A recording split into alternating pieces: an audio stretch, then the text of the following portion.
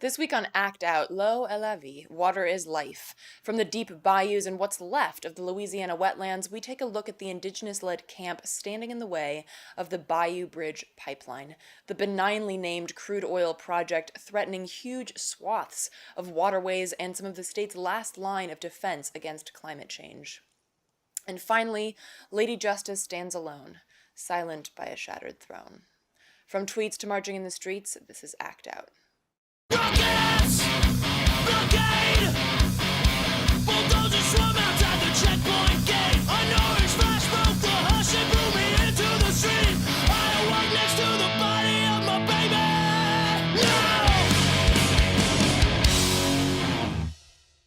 Welcome to Act Out. I'm Eleanor Goldfield, and this is your tipping point. So, if you were with us last week, then you know that we covered the forest resistance camp in Pennsylvania known as Camp White Pine, where protectors are currently blocking the path of the Mariner East 2 pipeline, a natural gas liquids pipeline currently under construction. Now, Energy Transfer Partners is the parent company of Sunoco, which is the corporation responsible for the Mariner East 2 pipeline project, among others. Now, ETP, you may recall, is the same company that pushed the Dakota Access Pipeline through, and the very same ETP that is also pushing for the Bayou Bridge Pipeline, a 162.5-mile pipeline slated to carry crude oil from Lake Charles to St. James on the Mississippi River. This would extend an existing pipeline running from Nederland, Texas, to Lake Charles. Now, if we take a look at the landscape, or rather waterscape, of these areas, we see that Lake Charles is conveniently named for the lake that it's right next to. That being said, it's also just north of Prien Lake, Moss Lake, and the Intracoastal Waterway, and sits along the course of the Calcasieu River. And if we take a look beneath the surface to the city's water source, we find the Chico Aquifer system, which, as it happens, runs almost the entire span of the proposed pipeline. Noticeable if you take a look at the zoomed-out pipeline map in comparison to the aquifer map. Meanwhile, if we shift our focus to St. James, we see that it is literally on the Mississippi River. But wait, there's more. Zoom out and you see that St. James is also surrounded by bodies of water, from small tributaries to gigantic lakes. All this to show you that not only are these pipeline hubs practically islands in the midst of vast interconnected networks of water, but the path of the pipeline itself cuts through 700 bodies of water. 700. Furthermore, it will destroy 150 acres of wetlands, which, by the way, as outlined in an article from 2013, serve as buffers to rising waters. Coastal wetlands are a critical element of storm protection. The maze of canals, grasses, and marshes along the Louisiana coast provide a buffer against storm surge and flooding. And in the past century, Louisiana has lost 1,900 square miles of coast, or enough land area to cover the entire state of Delaware. Today, Louisiana loses a football field-sized piece of wetlands every 35 minutes. Meanwhile, severe weather has increased as well, with more flash flooding, hurricanes, and extreme droughts between heavy, intense downpours. But wait, there's still more, or rather, increasingly less. Louisiana is sinking into the sea, a geological process called subsiding, at a rate of 9 millimeters per year. And that doesn't include sea level rise due to climate change, which is up to an additional 3 millimeters per year and accelerating. Add all this together, and one might be wondering, wait, how the hell did ETP ever even get the damn permits for this thing? A project that is slated to create the carbon equivalent of 30 new coal plants along dying waterways, the drinking water of thousands, and a receding coastline? Well, funny you should ask that, because that was exactly the question that prompted a May 31st suit, stating that the Department of Natural Resources officials did not adequately address the potential effects of accidents or spills from the pipeline on the largely African-American residents of St. James. State officials also did not take into account, as required by Louisiana law, the potential effects of spills on wetlands in areas where the pipeline crosses part of the Louisiana coastal zone, the suit said. And it said they discounted the potential effects of a spill in Bayou Lafourche, a drinking water source for many Lafourche Parish residents. In other words, the state of Louisiana has handed ETP the rights of land, water, and indeed air, rather than challenge them with any actual environmental, economic, or indeed civil rights regulations. Indeed, besides the governor, the majority of Louisiana's congressional delegation also supports the Bayou Bridge Pipeline.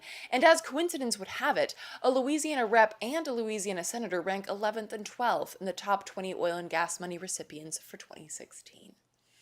And that might explain why, despite the accumulating realities of climate change in Louisiana, Louisianans are less likely than most other U.S. residents to believe in human-caused climate change. And get this, climate science is not part of the public school curriculum.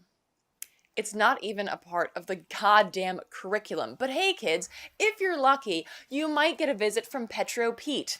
Yes, that's a real thing. That says Petro Pete, also says Energy Adventure, and yes, that is the cover of an activity book marketed for grades K through 4.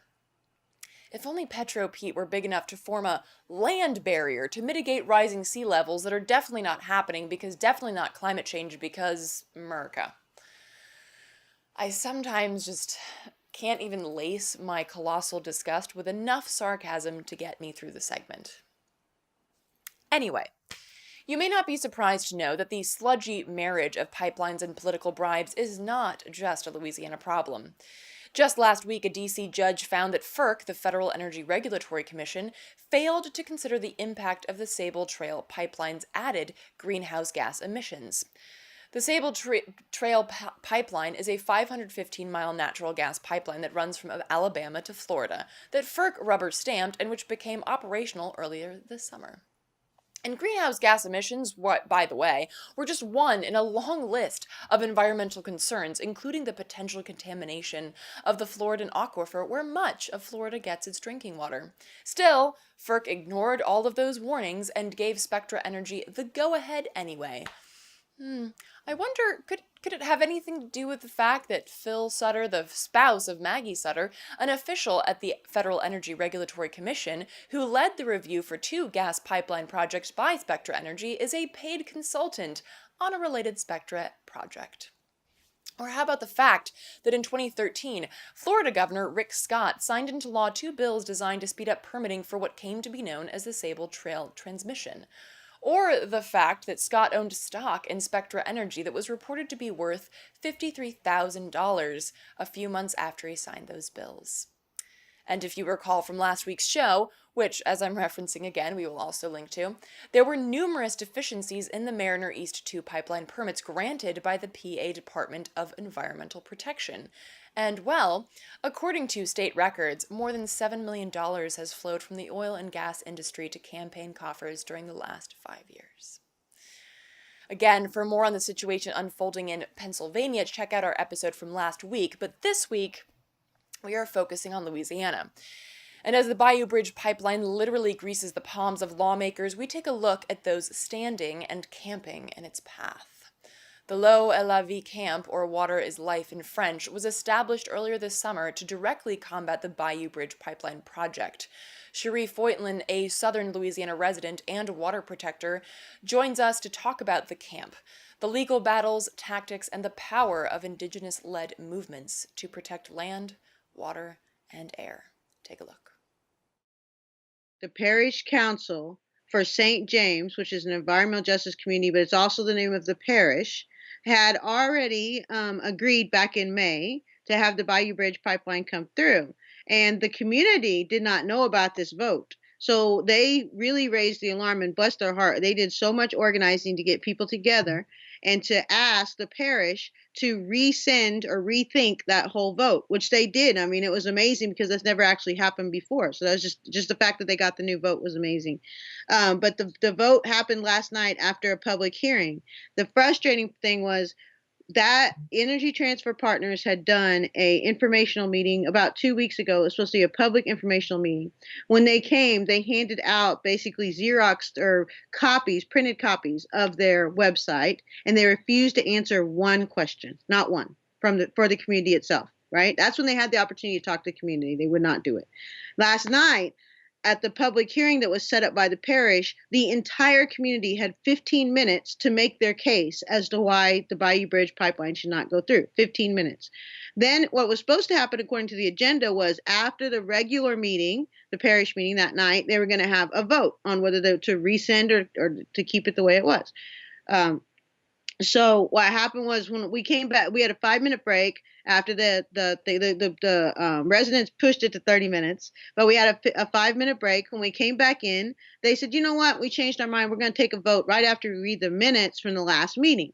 So they read the minutes and they were about to take the vote. And one of the parish council people said, oh, but shouldn't the company have a chance to say something before we vote? So they basically went outside of their protocol and opened up space for Energy Transfer Partners to come in, have the entire floor. They spoke by themselves, one person, with this really beautiful, presentation for 11 minutes. So the whole community, according to the agenda, got 15 minutes. This one company got 11 minutes. And whereas before they couldn't even answer the questions for this mostly Black community, but as far as like the mostly white parish officials, they found a way to make this beautiful presentation and give them all this information, which, by the way, was very false. Most of it wasn't even true. But afterwards, because new information brought in, a good friend of mine, Ann Rothfuss, who's with the Louisiana Bucket Brigade, stood up and said, well, since there's new information, do we get to speak again? Like, so we can kind of, help them understand where things were true or not. And the parish, they clearly just said no. And then they did the vote and it passed. It stayed the way it was, that the Bayou Bridge could come through. The vote was much closer. People did change. So it ended up being 3-4. 3 that say no Bayou Bridge, 4 for Bayou Bridge. Very, very close. It would not have been like that without the community fighting the way that they were. And this community, I mean, they're just surrounded by infrastructure like chemical plants and oil plants, and a lot of the community's older population or a very younger population, and a lot of them are sick. Like cancers are rampant. They just had a 2-year-old diagnosed that day with cancer, a 2-year-old. So here again, we're seeing this corporation, Energy Transfer Partners, come in and destroy the lives of Black and brown people with no responsibility or anything, because the people that went ahead and voted for it, they do not live there. They don't live there. They don't have any say so because they just don't care. One of our landowners said, I think the best hope, she said very clearly, like, I just want the right to say no. When do I get to say no? And here's a company that's committed human rights abuses. Here's a company that's spilled more than 70 times in the last 3 years. But we don't, as citizens, have the right to say, no, we don't want you here. So with that, talk a little bit about your own background with this, and particularly like the Est La Vie camp. So we have Loy La Vie, which is it's a wandering camp, and we say that because it moves. And the best part about it is the camp can float on water, and so we can move it to wherever parts of the swamp that we want.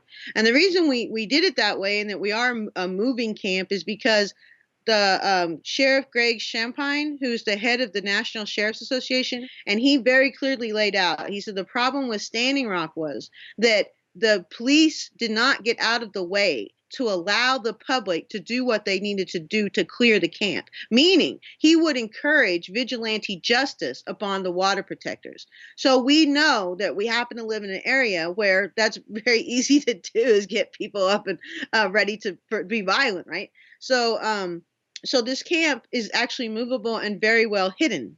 So whenever we want to go somewhere, like we pull it out, whatever. We also are very different from other camps. We are incredibly vetting about who gets to be a part of our camp and what media gets into our camp. So we're a little different in that way. We're very small too. We keep a very tight circle. That's not to say, I always said, we will not ever call 10,000 people to tromp through our swamps, because it's a very sensitive area. It's also inhospitable area. But that's not to say that there won't be times, especially if this pipeline gets its permits, where we won't be asking people to come down and help us hold this line. It just may not be in the swamp itself. But that's the good thing about having a movable camp. We move. We can go wherever the fight and the struggle is. So, and obviously not to ask exactly where the camp is, because that would be a silly thing to ask. But in terms of where the camp moves, is there a specific place that is like a specific area where the fight would start if this pipeline gets the permits? That's kind of the question. Right now we're in the swamps mostly, right? And but That's the good question, is about where ETP. We have people on the line that are watching to make sure that, because ETP, we know them, and they told our landowners they're going to stay. They do not mind. They'll just pay the fines. They're going to stay on their timeline, right? So we have people watching that line. So it goes across 11 parishes, basically all of South Louisiana from Lake Charles to St. James, which is the west bank of the Mississippi River. And so we have people watching. We don't know exactly where they would start, whether if they would do it in pieces. So we have to keep away. One thing we do know though, and that's from the just local knowledge of our crawfishers and indigenous peoples, is that the swamp itself cannot support them going in there with that big equipment until the water levels are low enough for them to get into. Now, the good news is it's rained like crazy here, like all summer long, and we have a tropical storm that's out there right now brewing up. So, I mean, it's good news and bad news because we also have flooding. But at the same time, it's almost like we're getting help and support from someone up there to, like, keep the water levels higher. Now, at some point, it's not going to matter because it really comes down to the tides. The tides come in and go out. At some point, it's going to get low enough for that to happen. We are kind of thinking that's going to be, usually it would be August with all the rain. We're thinking it's going to be closer to earlier September. And talk about because you've mentioned the indigenous communities quite a bit, and talk about, because this is something that I've seen you post about frequently, talk about the importance and the role of indigenous leadership with this fight right here.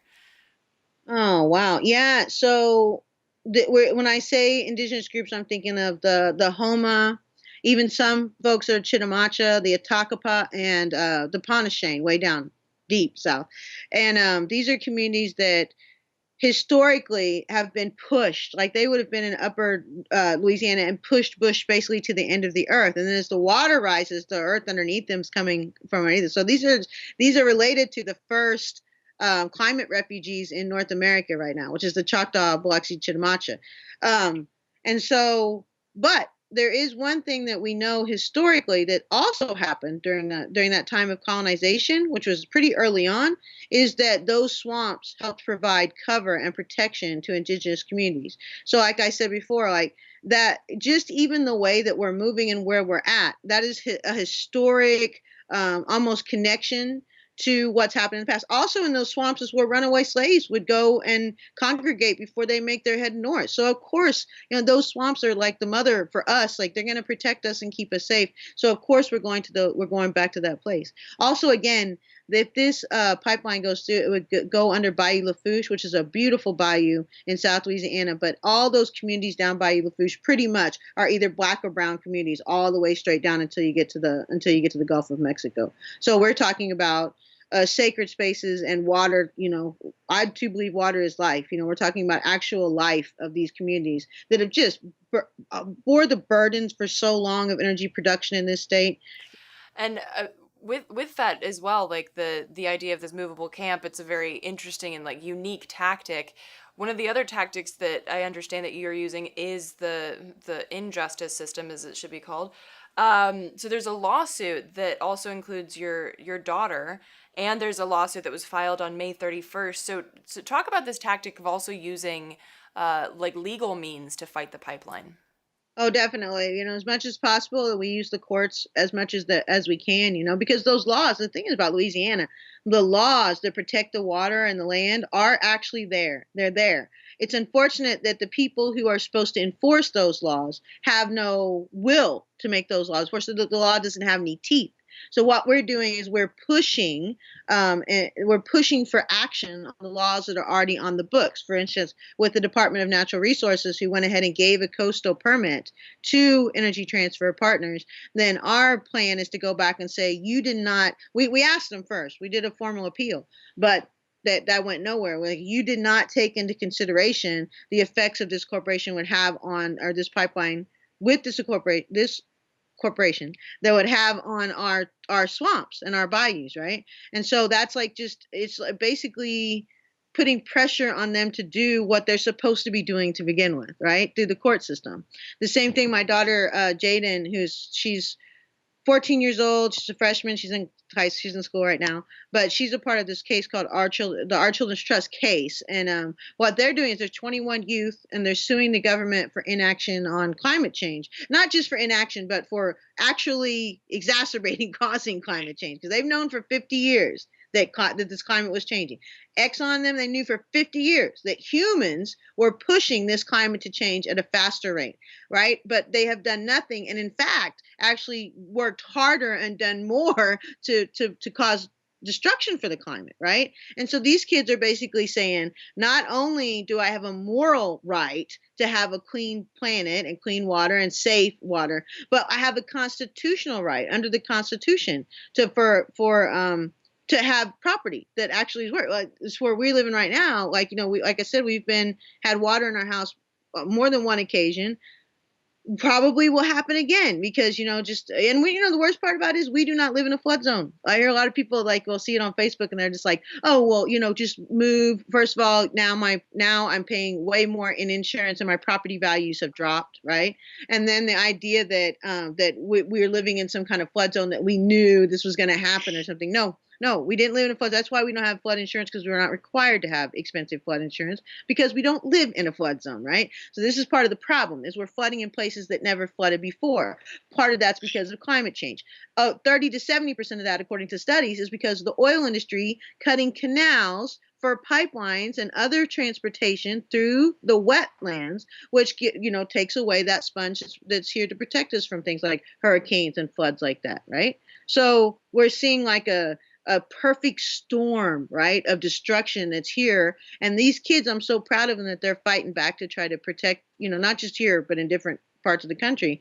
I'm so proud of them about that. But my job too, like I see as a part of that, is to stop folks like Energy Transfer Partners from coming in and causing the same sort of damage that directly affects the place that I'm living, where I'm actually sitting right now, right?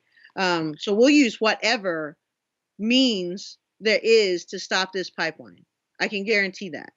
And so the parish people last night that went ahead and voted for that, I told them the same thing. I said, what you're doing is you're setting us up to have to struggle in the same way that the folks at Standing Rock have to suffer. And that blood, those rubber bullets, that water spray, whatever that they're going to do to us, that's on their hands, because they had an opportunity at that time to alter the future of the way things are going. I said it to them. I said it to DNR. I'm saying it to DEQ if they watch this, to Army Corps, and to Governor John Bel Edwards. You have an opportunity right now to save people from the violence, from state violence. You have an opportunity to save them from false incarceration, because I'm telling you that the people of Louisiana who are involved in this struggle will not go easily into the night. It's our chance to say no, and we are taking that chance with this horrible company.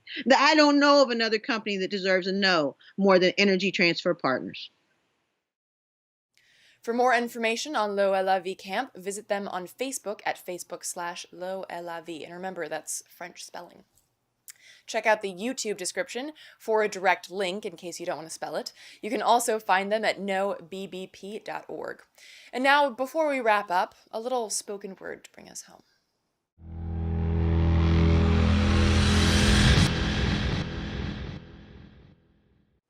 There are voices. Lady Justice stands alone, silent by a shattered throne. A crack in the facade, the halls of the mighty, brick by brick and stone by stone, from those who rattle thrones. There are voices, whispers at first, good citizens on their knees, saying, Lady Justice, please. The silky thread of quiet voices play upon the stone. Echoes slide with a slick but sharp remind across the cold, hard surface meant to be her home. If Lady Justice be so blind, is she also deaf? Her tortured post at battlefields, at every unmarked grave, at shootouts between the free and the brave and all of Jim Crow's slaves, did this anthem of our sick-crowned state, the cold crescendo of injustice, deafen her this way? Or did she slowly slip into a broken daze and years and decades placed above the altar and the gavel, beating fear and hate always in her name, a hollowed shame, a statue to the statutes we speak but never claim? She stands lost, a stranger amongst the monuments that whitewashed keep our faith. There are voices. Lady Justice stands alone. silent by a shattered throne. Blind and deaf, she feels the air, trembling for a rhythm there, reaching out for truth to hold, for eyes to see the world below, the lies that lock this lady lost, for something real, these whispers she can't feel. The crack is small and the voices slight, then some do move to stand. The voices rise to more than silky sighs. A few are lost to fear and hate, to gilded goons that guard the gates, but still the voices rise. She cannot lead us, we must be her guide. Another falls, one too many. These bells can't be unrung, the songs for freedom will not be unsung. Her sword is rust, her scales decayed, her the weight of souls that broke her grace she bends. The crack gets wider, slightly yet it grows. Yet there are those who still kneel soft, expecting her to move, that she will save the prayerful proles who ache in silent pain. She rests against that shattered throne, the dark and cold, the stillness tears her soul. Would that they would break these walls, brick by brick, stone by stone. Would that they would flood these halls. The lies that lock this lady lost have captured hearts and minds. The state now wears a justice mask, wrapped in bloodstained flags. Her sigh is long and deep. Her cries she feels but cannot hear. Echo dance with voices near. But some now move to shout, to scream. A pebble falls, she feels the beat. The silent pain do loose their fire, and one beside gives help to rise. A ladder of our common lives, we scream again, and louder still. Yes, you will have to quake for this our shake. Even deaf and blind will feel. There are voices, and Lady Justice stands alone.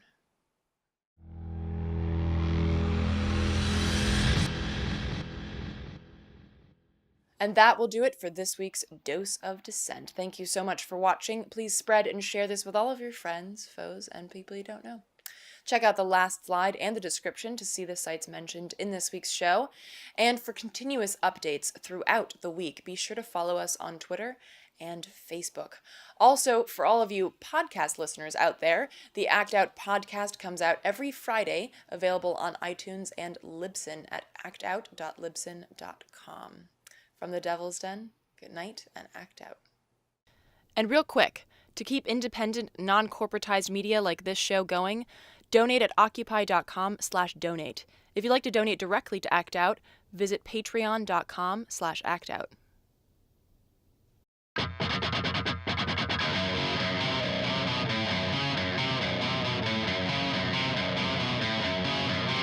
I can hear the boots are stomping.